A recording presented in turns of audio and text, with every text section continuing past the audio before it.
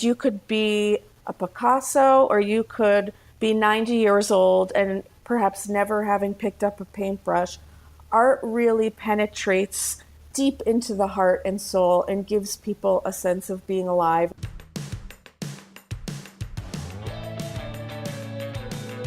If you're a creative person, if you're a baker, a dancer, a photographer, a screenwriter, an actor, a comedian, a podcaster, and you want to figure out how to make a living doing what you love, this is the show. This is the show. Don't keep your day job. My name is Cathy Heller, and I'm a singer-songwriter. I make a living doing what I love, and I want that for you. This is the show that's going to help you do that and give you not only inspiration, but some real-life strategies. This is going to help you figure out how to take your creative passion and turn it into a profit. This episode of Don't Keep Your Day Job is brought to you by Blue Apron. Check out this week's menu and get your first 3 meals free with free shipping by going to blueapron.com/dreamjob. You will love how good it feels and tastes to create incredible home-cooked meals from blueapron.com/dreamjob. Hey guys, it's Cathy Heller. Welcome back to another episode of Don't Keep Your Day Job. I want to give a shout out to some more of you who continue to send me your work. I love it. I get so many submissions every single day, and I've been going through them, and it's hard to pick my favorites because they're all really special and impressive, but I just want to give a shout out to a few people, and I'm going to continue to do this. So Jean Summers, she sent me greeting cards, and it's so cool. She said she lives in a beach community on Whidbey Island near Seattle, where she spends a lot of time kayaking and exploring tide pools. So she takes photographs, and then from her photographs, she makes these beautiful greeting cards. So I love that. Also, Holly Sachs, she sent me a link to her Etsy shop where she is making some beautiful handcrafted things. She's weaving these beautiful things, and her Etsy shop is called Thistle and Bee. She also told me that after she stumbled upon the podcast, about 3 days after, she put in her 3 weeks notice to leave her job, and she's been weaving these beautiful wall hangings in her spare time for about 6 months, and she's ready to pursue it full time. So that's amazing. Way to go, Holly. That takes a lot of courage, and I love hearing that. And I wish you all the success in the world. Antoine Breton, he sent me 2 songs. He's a jazz pianist, and I love listening to what he's up to. So if you want to continue to send me your work, and if you want to be on the podcast, if you want to be a featured guest, if you want me to sit down and interview you, and over the next 3 months you want to continue to show me your work, and you want to get both of those things done, show me your work and be on the podcast, then here's what you're going to do. Go to nodayjobs.com. That's NODAYJOBS, nodayjobs.com. and sign up for the 3-month challenge. And what I'm doing, some of you have already jumped in and have begun the 3-month challenge. What I'm doing is this. I'm going to be keeping up with you, keeping you accountable, checking in with you. And then over the next 3 months, as you're showing me what you're doing and listening to the podcast and taking things that you're learning and implementing them, at the end of 3 months, I'm going to choose several people and I'm going to have you on as a guest. And not only will that give you massive exposure because we have a very big audience, thanks to you guys, but it's going to be something that's going to inspire everybody else. And it's not a matter of making $300,000 in the next 3 months or getting an award for something. It's a matter of you taking action, because while it's inspiring to listen to people who we have on who've been doing this for years and who are now very successful, it's also really inspiring for people sitting on the sidelines to see someone else beginning and then getting out of their own way and having that courage to do something about it every single day, listening to the podcast and actually taking the advice and taking the suggestions and taking action. Because what you're going to find is that in a very small amount of time, the action you take is going to create a lot of momentum. And I want to have you on. I want to hear how it's going. And I think that's going to be just as inspiring in a different way than having guests on who've been doing this for years. So go to nodayjobs.com and sign up for the challenge. And I will be having the ability then to connect with you, keep you accountable, check in with you, see your work. And then at the end of 3 months, I'll be featuring several people who've been doing this challenge on the show. I can't wait. So many of you have already begun. And if you guys want to help our show and you guys want to show me what you're doing, go on to Instagram, follow me at Cathy.Heller. It's CATHY.HELLER. And take one of your favorite quotes from the show. And you can help our show so much by tagging me in a photo and letting us know what you're doing, and give a shout out to the show. Give a shout out to the show on Instagram, give a shout out to the show on Facebook, and it helps so much because of you, because of your support. This has been a grassroots effort, and we've now have so many people listening to the show, and we're creating this movement of reminding everybody that happiness is an inside job, and changing the world starts with one person. It starts with us, and it's really important for us to get busy doing what we love. And that's why I created the show. And thanks to you, the support of the show has grown and so many people are listening. And if you want to continue to help support our show, follow us on Facebook, go to Instagram and follow me, and then tag me. Give a shout out to our show. Post a quote, post something that inspired you from the show, and tell your friends to listen. That would be so, so awesome. Thank you guys for supporting our show. If you want to hear all of the takeaways and highlights from each episode, you can go to don'tkeepyourdayjob.com and you can check out the podcast page. And for every episode, our producer, Emma Kikuchi, puts together a list of all the takeaways that I recite. And she puts together a list of any resource that anyone has mentioned. It'll be there. So you guys can sort of get the Cliff Notes crib sheet for every episode by going to don'tkeepyourdayjob.com. Thanks again to Blue Apron for supporting this podcast. Check out this week's menu. Get your first 3 meals free with free shipping by going to blueapron.com/dreamjob. Not all ingredients are created equal, and we know this. Fresh, high-quality ingredients taste better, and they're better for you. So it's important to know where your food comes from. Every single week, the box arrives, and my kids get so excited because the food is not pre-prepared. It's just pre-proportioned, and the food is all there and fresh. So we take it out of the box. It's been sitting on dry ice, and we get to be part of this process. We get to make the meal, but it takes all the guesswork out. There's a recipe card, and then all the ingredients are pre-proportioned so that there's no waste. They're very conscious of being eco-friendly. And we make these delicious, fresh meals. It's really easy. Each meal comes with a step-by-step, easy-to-follow recipe card and pre-proportioned ingredients that can be prepared in 40 minutes or less. But the recipes are not repeated within a year, so you'll never get bored. Thanks again to Blue Apron for supporting this podcast. You can check out this week's menu and get your first 3 meals free with free shipping. Just go to blueapron.com/dreamjob. Thank you guys for supporting our sponsors. I just want you to know the sponsors have a lot of options when it comes to choosing which podcast to sponsor. They sponsor the show because they believe in the community that listens to the show. And so we're really grateful to them. And to say thank you to them, we can just try their product for free. And by trying their product for free, you're also really significantly helping our show. So it's win-win-win. I love you guys. I'm proud of you. I love this community. I love that we're creating a movement of people who are taking responsibility for our own happiness and getting out of our own way and realizing that we deserve to be happy and that we have so much to share and that us being alive and feeling good is enough of a reason to get busy taking some action. So I hope that you're listening to the guests on the show, and I hope that you're seeing that it is all doable and that you do deserve it, and that with certain strategies that you're hearing, they all continue to be similar. These certain strategies of just going for things and trying things, and the certain ways that we reverse engineer what's worked for other people, and opening our eyes and understanding that if you can study what's worked for somebody else, what took them 5 years, what took them 10 years to build, by listening to them over an hour on this show, you can reverse engineer it and you can save yourself years by just listening to some of the tactics. So today on our show, we have Rebecca Schweiger. She is the founder and creative expert of the Art Studio New York. The Art Studio New York is the #1 art school in New York City. But not only did she start this incredible art school, she herself is a renowned artist. Her work has been exhibited and purchased in over 50 galleries and museums throughout the world. She's won many awards for her powerful, evocative artwork. Her stuff is gorgeous. She's been praised in the New York Times, the Boston Globe, the Village Voice, NBC, ABC. She's been praised everywhere. Her work is truly gorgeous. You should definitely go and check it out. But what I'm really impressed by is not only has she created a life for herself as a visual artist, but she took her love of painting and she took the joy she found and wanted to help other people to release their creativity. So she actually published a book which comes out today, which is called Release Your Creativity. And it's 15 projects that anyone can do to sort of get you in that space of getting out of your own way and beginning to be your authentic self and find your creative voice. So it's good for anybody, no matter what your creative pursuit. And it's available on Amazon as of today. And she's fantastic. So I can't wait to dive in and hear what she has to say. So, hi, Rebecca. Hi, Cathy. I'm so happy you're here. I personally am such a fan of your beautiful work. So let's talk about how you became such a success doing your visual art. And then we're going to talk about how you started your school and then your amazing book, which comes out today. So let's first start with you and your journey and how you were able to make a living being a visual artist. Absolutely. Well, first of all, thank you for having me on your show. And I've been following your success and feeling inspired by all of the different podcasts you've had already. And I'm really grateful to be speaking with you. From a young age, I always felt very drawn to self-expression.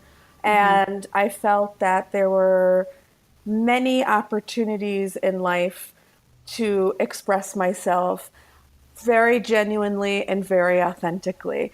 And that was really very much a calling for me.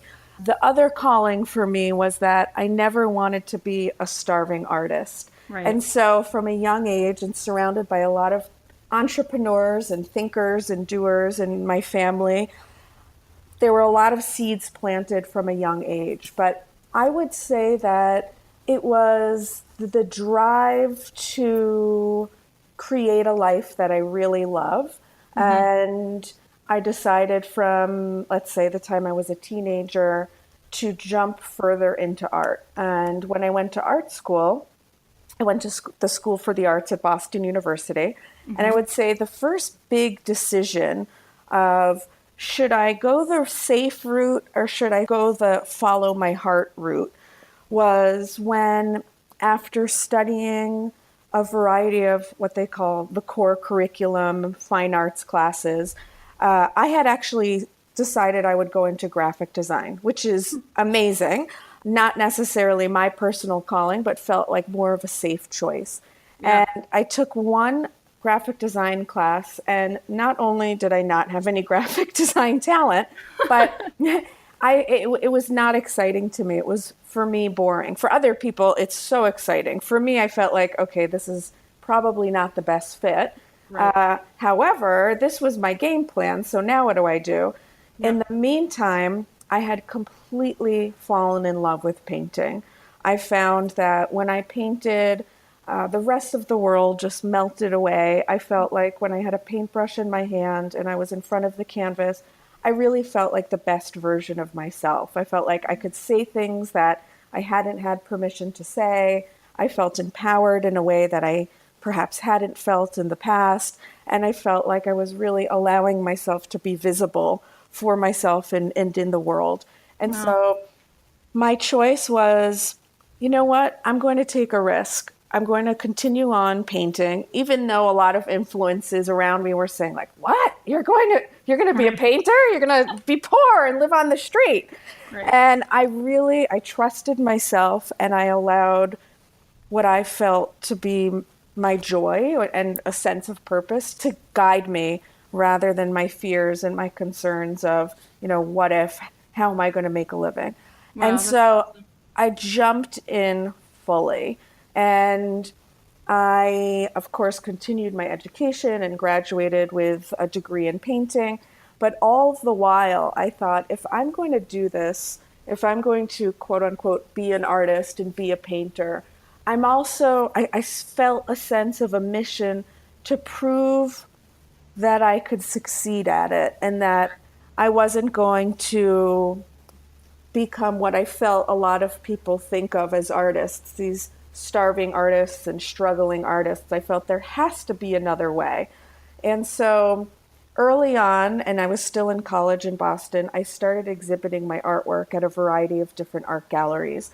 And I was aggressive. I was shameless. And I marched myself into galleries and started attending a lot of different art events that were geared more towards, full professionals. And, I was about like 19 or 20, and I was by far the youngest person in every room by, 20 to 30 years. And I just put my pedal to the metal and said, I'm going to do whatever it takes to move forward as an artist and to really achieve a certain level of success that I really want to achieve. And that was the first step. And so you were doing that while you were in school or when you graduated? I was still in school. So you would walk yourself in, which takes a lot of courage, to these galleries, and you would ask if they would exhibit your work? I would walk into the galleries, and the system of galleries and getting artwork into galleries has changed over the years. However, the system is somewhat the same, in which there are gallery owners or directors of galleries. All of them have access to tons of incredible art and tons of incredible artists. And so I would go in and I would chit-chat, attend art openings, develop relationships, and experienced and explored the art of developing these relationships and connections first. So I wouldn't just march in and say, hi, I'm Rebecca Schweiger. I'm an artist. You should exhibit my artwork. It was more of, wow, I love the artwork in this gallery. I am really curious about your choice about this artist. Tell me more about them. When are your art openings?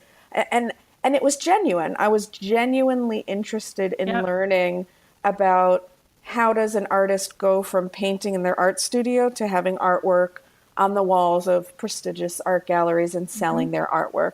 And so it became an experiment, and I became, like the mad scientist. Yeah. And I learned as I went.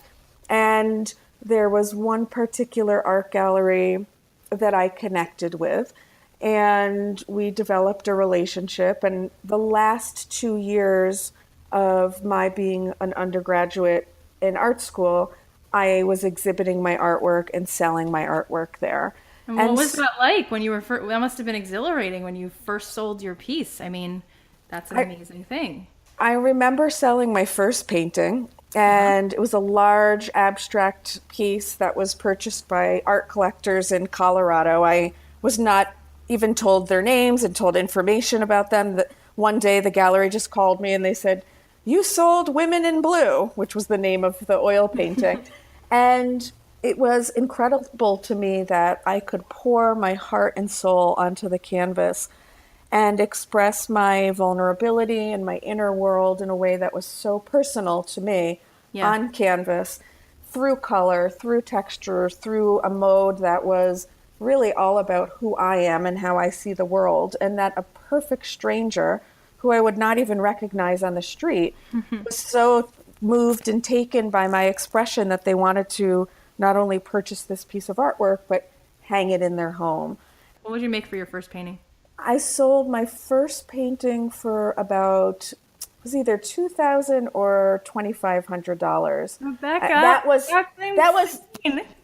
and that was what came to me, because art galleries usually have a split with the artist. So Oh I'm my sure Lord.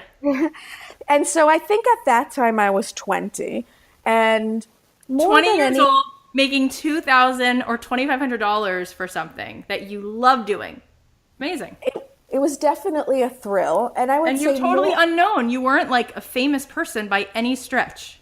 It was all because of the work. It was because of the artwork, and it was because I was willing to really do whatever it takes, which I'm sure we'll talk about again. But it was not only making the artwork, it was the attitude that I had in terms of how far was I willing to go to get my artwork out into the world.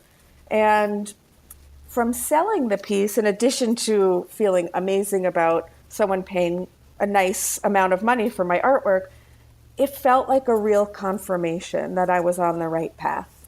And that gave me the fuel to keep marching forward. Yeah, awesome. So what happened next? So now you're finishing up school. You've already sold some pieces. Now what happens? You graduate, and how are you going to pay the rent and make enough money to support you full time? Exactly. So a few things happened. I had sold a number of pieces of artwork by this time. I'm 21 or 22.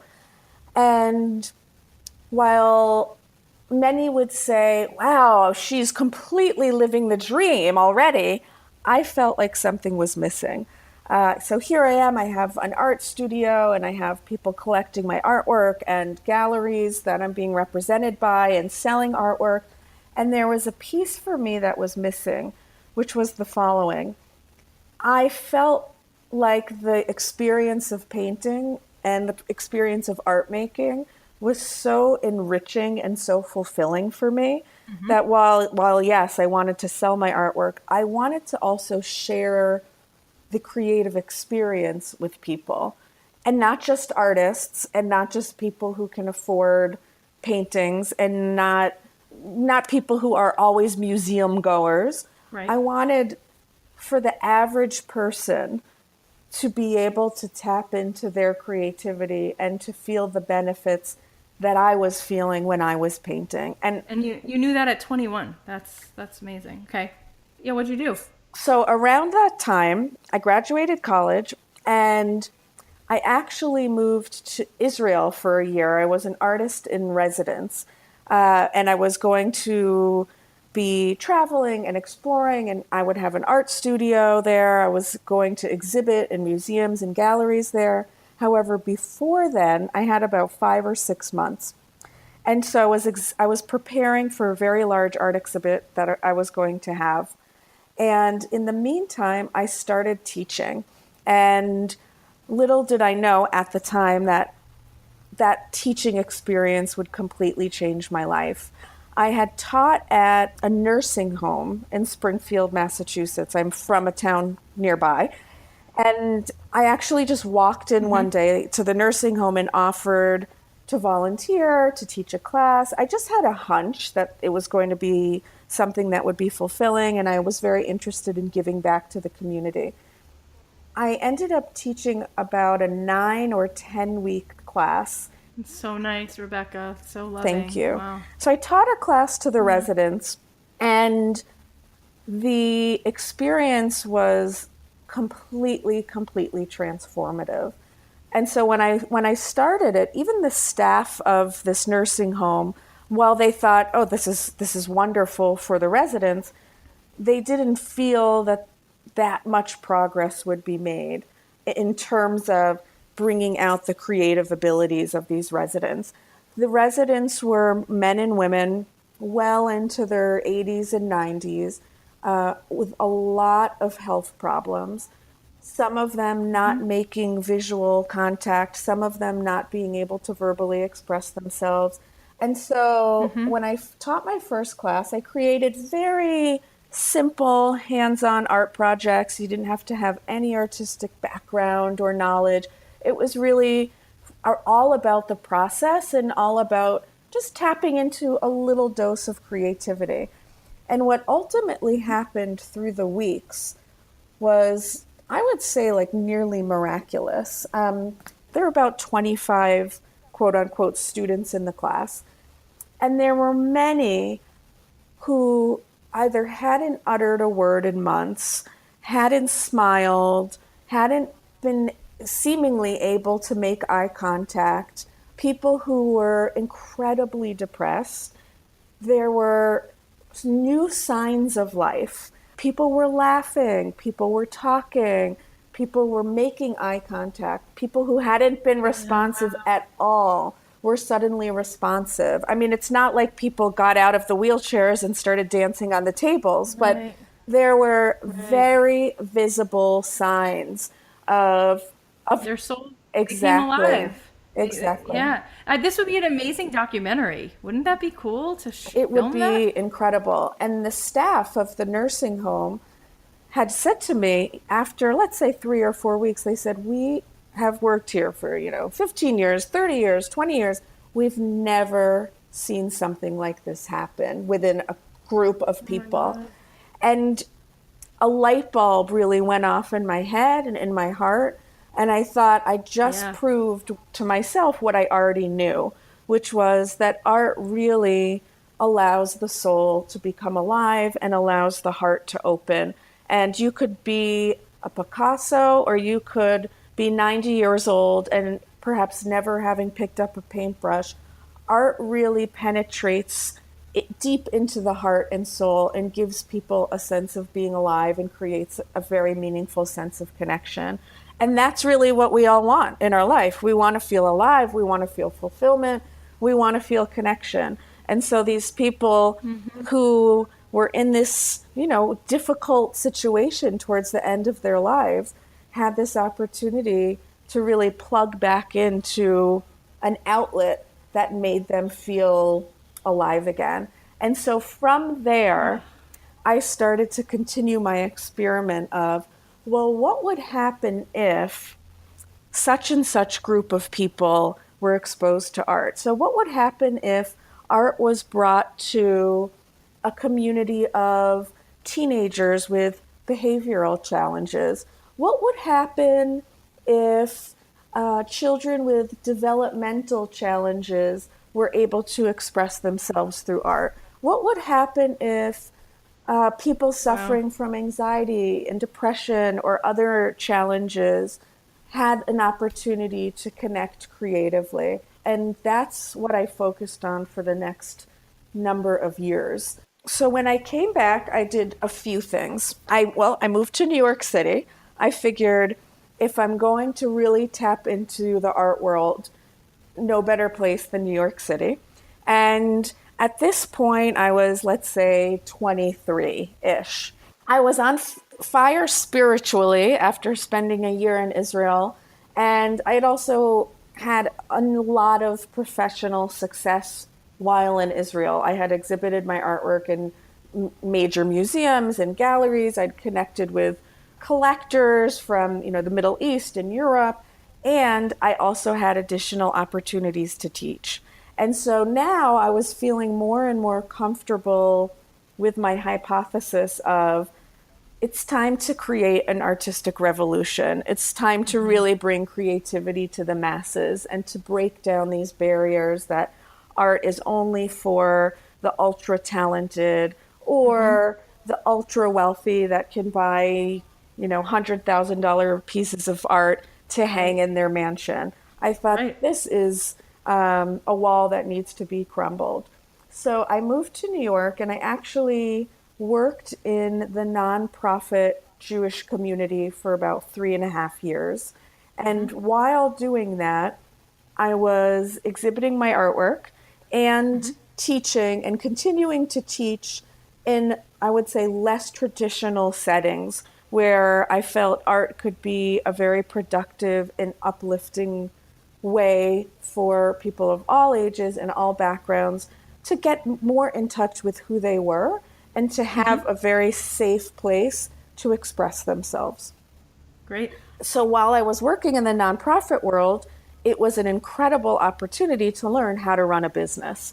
I was the program director of a small organization, and I really helped grow their programs and grow their clientele and hone in on their mission to inspire others to live a more fulfilling, inspiring life, which certainly I was very much in tune with.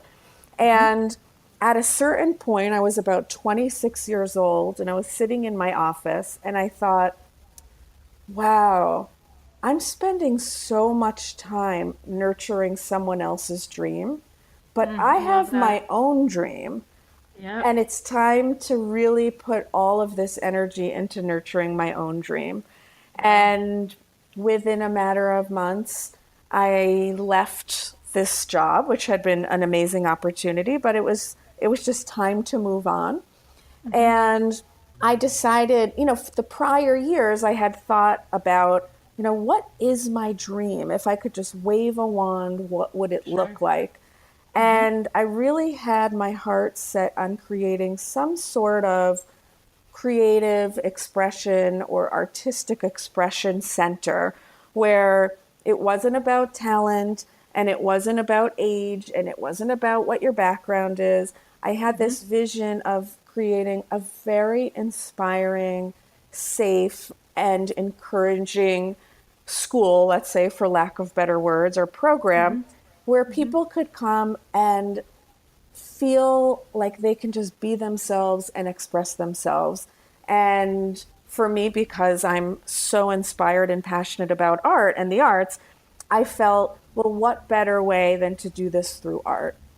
And at this point, when I realized it's time to move forward, I rented a new apartment and I was not totally ready to take on, a 10,000 square foot commercial space in New York City. I thought, let me move into a larger apartment and let me make one of the bedrooms into the art studio and dip my toe in a little bit.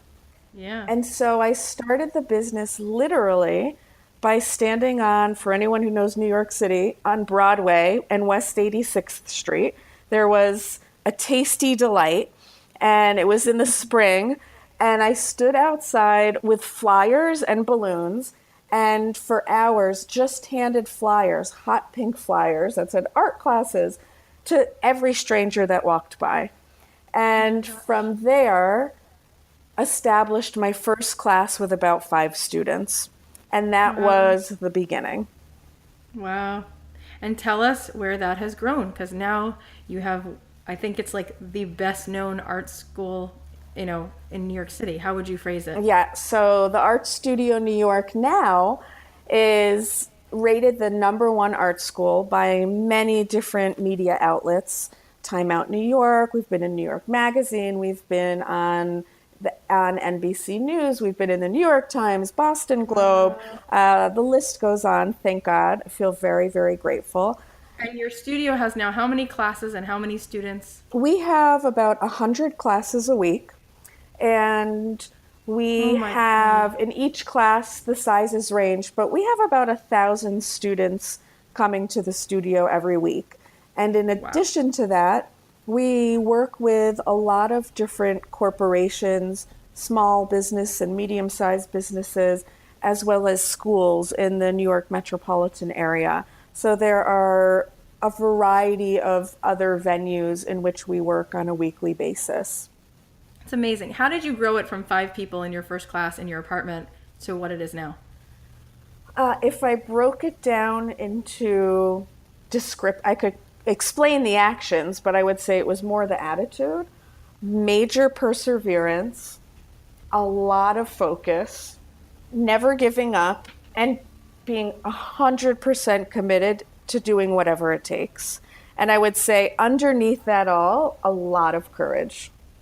Can you give us some examples of stories where you had to impart that hustle or that perseverance or ways that you were able to sort of climb that mountain? Absolutely. Well, first off, when I decided, when I had this aha moment that I was going to leave this somewhat steady job with a steady paycheck and health benefits, and this feeling of I have my own dream, it's really time to spread my own wings. I shared this with a lot of family members and friends, of whom were always generally supportive, but I think it was my first bigger leap. And I cannot say that a ton of people were supportive. I can say that there was a lot of gentle concern and the sentiment of, do you really know what you're doing? Like, what are you going to do if this doesn't work out? I know. Why would you leave something so secure? Maybe you should X, maybe you should Y. A lot of doubt and sort of like raining on my parade. Yep. And I was able to separate that and not take it personally. I had given thought to this. This was not a decision that I had made within 24 hours. I did have a plan, and I did really consider, well, I'll do whatever it takes to make this a success. And I think it was challenging initially because for me, when something feels so real to me, like I can almost touch it, I can almost taste it, I can feel it. And it's just a matter of time. It's almost like when the buds are about to blossom out of the trees at springtime. It's just a matter of time until that bud appears and turns into a fully bloomed tree. There's this moment before that happens where it is a real leap of faith and an inner knowing. And so for me, I had the inner knowing, but I didn't have that much support around me. And so I had to really dig my heels in and trust myself and not listen to a lot of the chatter of people who I love and who love me. They were really just concerned. They really just wanted to see the best for me, and they were not feeling and tasting on the inside what I was feeling and tasting. What were some of the tangible steps that you took in order to grow your reach? So my first step of handing out flyers, I looked at things similarly to that. I thought, what other small businesses in New York City exist? I opened my eyes and I became like X-ray vision eyes to everything I did. So for example, if I went to the theater, I paid attention to, well, how did they market this? How did they fill this theater with 50 people or 500 people? If I went to some sort of class, an educational adult class, I thought, well, let me reverse engineer this. here are 100 people sitting here interested in what, such and such person has to say. What steps did they take? And then I have to be honest and say that having worked in the nonprofit world and having run programs, this was not unfamiliar to me. Making flyers, having a website, a lot of word of mouth, attending events, networking, getting out of my comfort zone, being my number one fan. Like, I had to become my number one fan. Yep. And I had to, well, I didn't have to. I had fun with acting as if it was 5 years ahead and I had already reached a certain level of success. So how did I become the number one art studio in New York City? Because it's like I became the number one art studio in New York before it was the number one art studio. I acted as if, and it was almost like writing a screenplay. I wrote the scene before it even existed. And then other steps that I took, I did, a lot of marketing, some promotions, word of mouth, but I think the best thing I did was have and create a certain environment where people felt safe. And I knew, because it was something that I've always yearned for. And when I've experienced it, it's been transformative. If I create that for people and they experience a transformation in their own lives, or they feel stress relief, or they feel a sense of joy they haven't felt in a long time, or a sense of safety, or a sense of connection, or feeling energized, whatever it is, it was something different for each person. But I knew if I could offer that to people, then they would not only want more in return, they would naturally tell other people. I had a very technique-based or more traditional artistic education. Well, I took that and I really combined it with my love for self-expression and my passion for encouraging and empowering people to really be who they are and express themselves and own that and live that and be that. And I combined the two together so that, yes, if you wanted to learn how to paint, come and learn how to paint. But it's not only about creating a pretty bowl of fruit. It's really about becoming an artist, not only of your artwork, but of your life. And so people were experiencing the art class, but then leaving the art class feeling uplifted and feeling empowered and feeling inspired and excited. And what I feel I was offering to people, it was something that people really wanted and needed. And so what started with 5 students grew to 10, grew to 20, grew to 50, grew to 100, and it just grew like a weed. And 13 years later, it's grown into a forest, and it's now like turning into a jungle. Wow. And how long into this, after you started the first class, did you start the school itself, where it was its own space and you rented its own space? Well, after operating in my apartment, a few years later, so that within the first 3 years, the Art Studio New York grew quite a bit. And instead of the art studio being in my bedroom, I moved it into the living room, which was a space like 3 times the size. And at this point, I really was spending a lot of time outside of New York City, and I was coming in and out of the city for work. And after, I would say it was about 3 or 4 years, I was faced with the decision of, I either have to scale this back because it's growing so much and it can't continue to operate in my apartment with just me. And at this point, I had hired a number of teachers and incredibly talented artists, but more infrastructure was needed.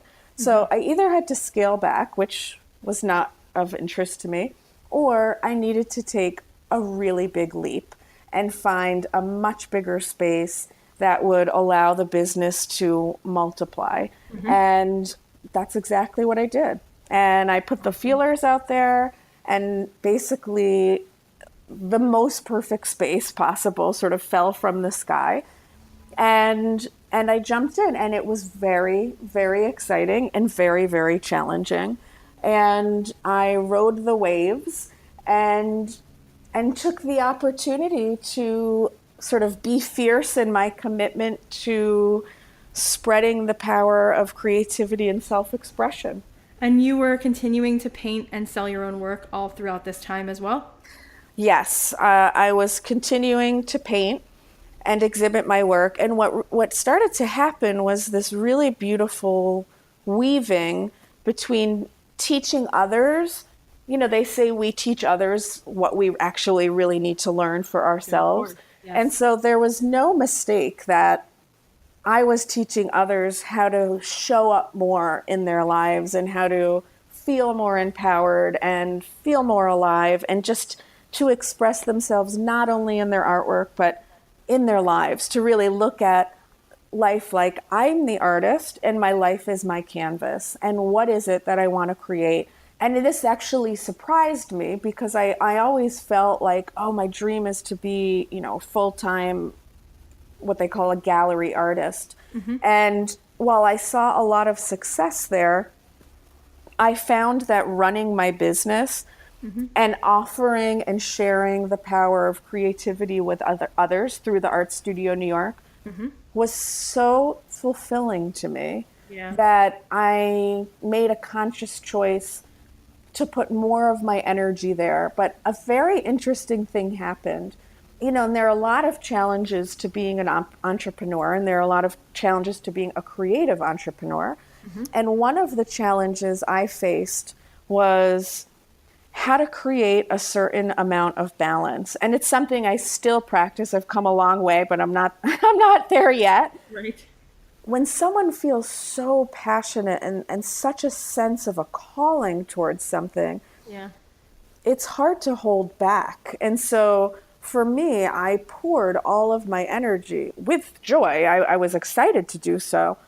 And this was more the beginning years. There were nights where I'd stay up till 2 a.m, working on the website and creating a new program and answering emails. And it was like there were never enough hours in the day. And what I started to realize was that it's going to be challenging for me, maybe not for someone else, but for me, to fully run a business in New York City and to give it the attention that I want to give and to create an environment where people are really feeling inspired to create lives that they love and to feel inspired through the creative process of expressing themselves through art and to create my artwork and to pound the pavement and to maintain relationships with galleries throughout the world and to fly around the world to give discussions with my artwork, selling my artwork, having art openings. And so I made the conscious decision by asking myself the following question: why am I doing this in the first place? And I sat on that for a bit of time, and I realized why I was, quote unquote, doing it, why I had created the Art Studio New York and what that calling was all about for me and how I was really changing, my little corner of the world in impactful ways. When it came to my own artwork, I realized that for me, painting was really soul food for me. And it was like dipping my soul in a bath and sort of like an elixir for my own soul. And that it really wasn't about, while I love exhibiting and selling my artwork, that's not why I was doing it. I was really making my own artwork because it was my own spiritual practice and it made me feel alive and made me feel like me. It allowed me to come home to myself over and over and over again. And I asked myself, if one day I'm 90 years old and I have never sold another piece of artwork, would I still paint? And I immediately said yes, of course. And so at that point, I decided to put more of my energy into growing the Art Studio New York, continuing putting energy into making my own artwork, and experimenting with putting a little less, not completely cutting it off, but a little less energy into managing and fostering and developing my relationships with art collectors and galleries. And an amazing thing happened, which is the following. Once I let go of that, I didn't cut a cord. It was just more of a surrender. I thought, you know what? I'm just going to let go, and I can't be 50 people in 50 places at every hour of the day. I need to, catch my breath a little bit here. Yeah. And whatever will be, will be. And at that moment, within, let's say, a number of months, I actually ended up seeing, and to this day, more opportunities to sell and exhibit my artwork than I ever had when I was ultra focused on it. Wow, that's amazing. I can totally relate to that whole story in my own journey. But I want to get now to your book because it's incredible. And you can see why it's incredible, because hearing your why and hearing how dedicated you are to having the ability to help other people have this experience and to be freed and released and to find an outlet and to be able to live their life the way that they really, truly, authentically want to. So let's talk about the book, because it comes out today. It's called Release Your Creativity, Discover Your Inner Artist with 15 Simple Painting Projects. Let's go through it and talk about what's really in this book. Let's talk about these chapters a little bit. So we already know, I think, why you wanted to write it. Let's just talk about the first chapter, and then we'll talk about a few, because I love the first chapter. For people who are listening, the first chapter is called Where Should I Start? So tell us, what does that mean? Where do you start? If you're listening to this show right now and you're inspired by what Rebecca's saying, Rebecca, what do you say to us? Like, how does somebody start? Absolutely. Well, there's where to start and where not to start. So to start requires some inner conversations. First of all, anytime we start anything new, there's always fear. And I point this out only because I know in my own journey as an artist and as an entrepreneur, one of the most challenging obstacles that I faced over and over and over again was major fear, debilitating fear, where I was pretty much frozen. And I'm grateful that I'm the type of person that perseveres and moves through a challenge. And so I learned how to, let's say, run towards fear rather than run away toward. What would you be afraid of? I think that I had a conversation within myself that I didn't deserve. There was a lot of, I don't deserve to be successful. I don't deserve to be the level of happy that I want to be. I don't deserve to really and fully express myself. There was a lot of like, I don't deserve, and then fill in the blank. And most likely whatever adjective you can come up with, I probably told that to myself. Yeah. And then there was a lot of fear. I think there was fear of failure, but there was equally fear of success. Mm-hmm. So I had a lot of like success fear, and I had a lot of fear, and I still fear this, but not as much. I think that what I want the most is what I'm afraid of the most, which is really, in a very vulnerable, genuine way, being seen. And I actually think we all long to be seen, but then we're all, well, I shouldn't speak about everyone. For me, there are a lot of different fears that go along with being seen and really showing my truest form to the world. And so as I was writing this book, Release Your Creativity, I allowed it to, I took on the challenge of sharing with others not only what I teach to my students, but what I've learned for myself in my daily life, in my entrepreneurial life, in my personal life.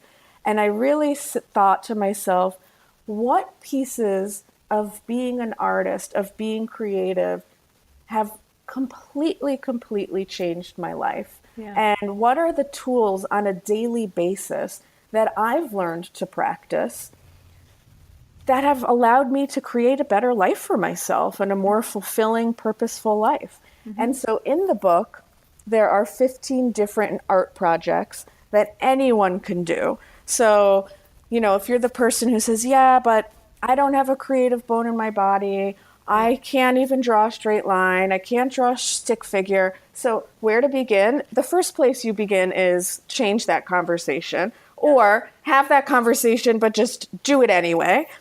And in terms of, where do you start? There are a variety of questions that I think are important to ask yourself.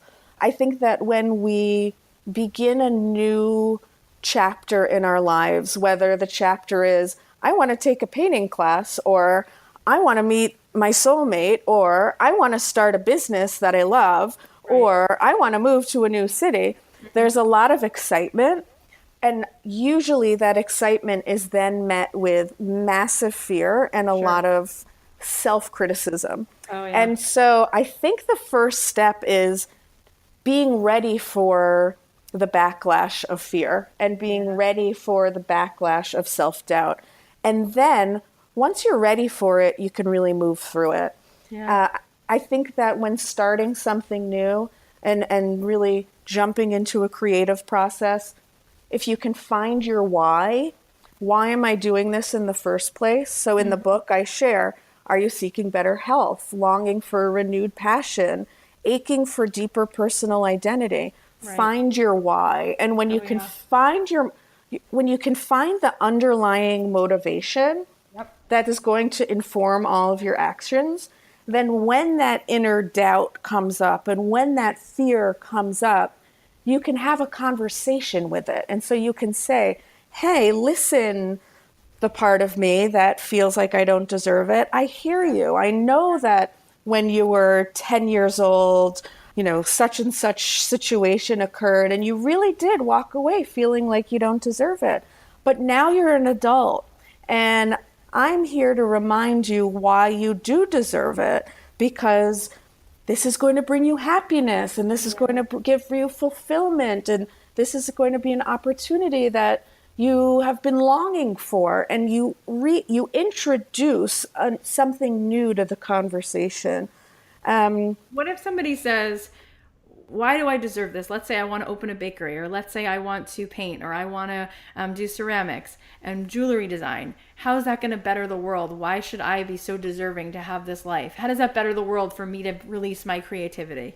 Well, I think the answer may be slightly different for each person. However, I think the deepest and most true piece of the word deserve, and if someone's deserving, is everyone deserves to be happy. There's not one person on the planet that doesn't deserve happiness and fulfillment.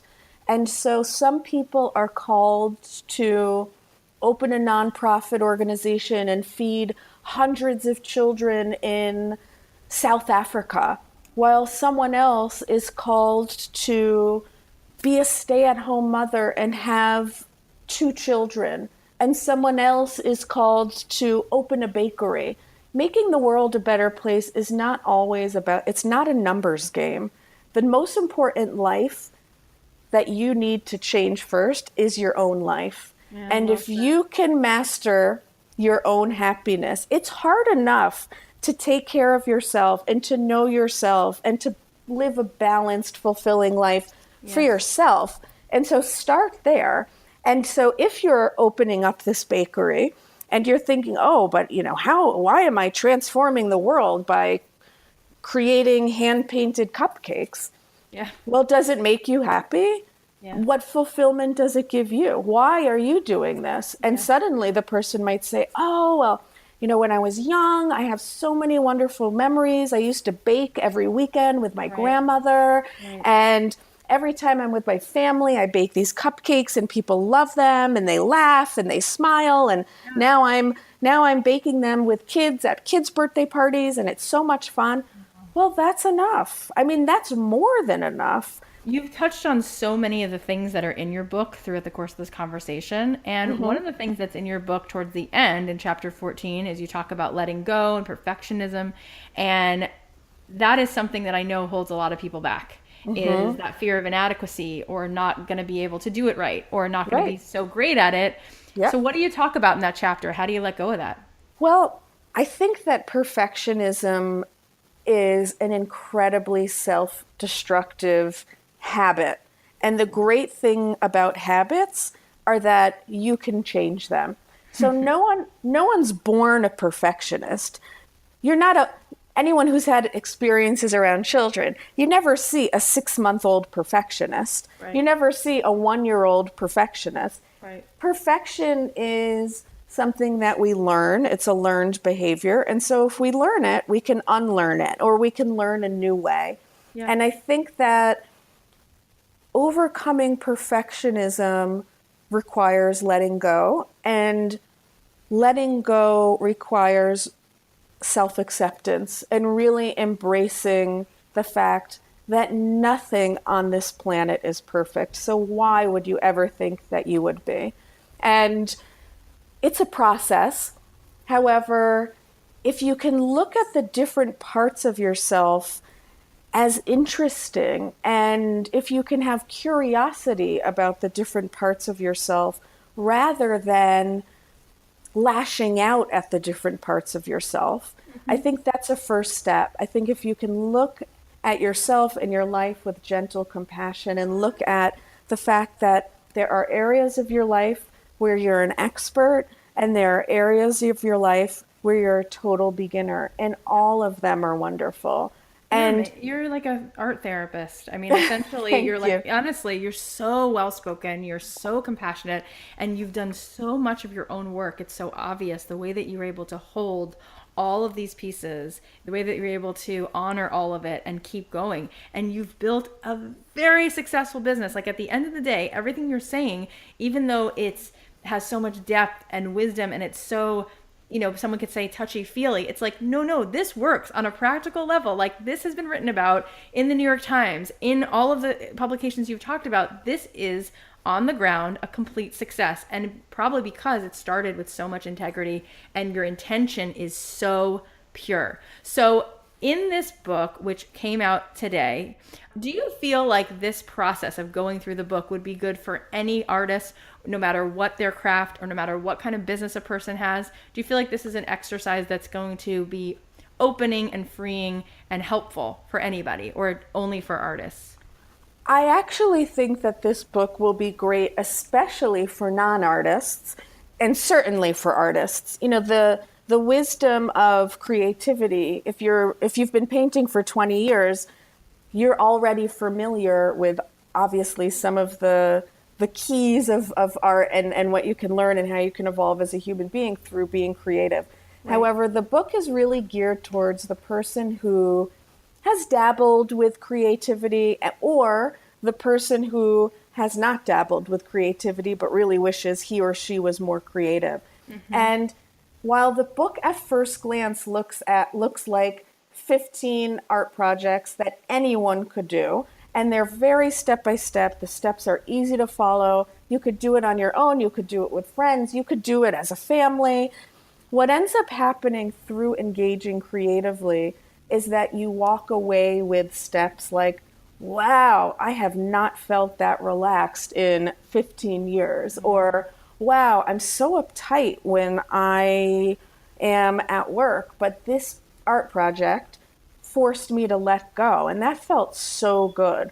How else can I practice that? Or, I really realize that if I give myself the space to slow down even 15 minutes a day through watercolor painting, I'm so much better of a mother or a wife or a partner or a leader.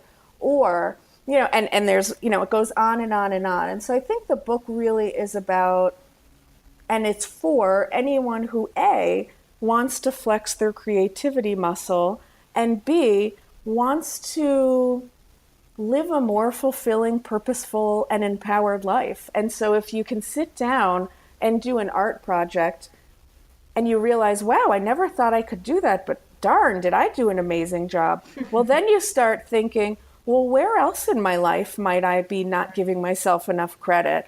I really did always want to start that stationery business. And I really did always want to travel on a safari. And wow, I really was always afraid of XYZ. But now I really see, here are some tools that will allow me to work through fear or overcome my fear of failure or feel more relaxed or release my stress. And so I think the Instead of book is thinking for about it, you're doing something. And exactly. that gets you out of your head and you start to take that chance and dip your toe in the water, like you said, and it starts to, you have like that felt sense experience, something shifts.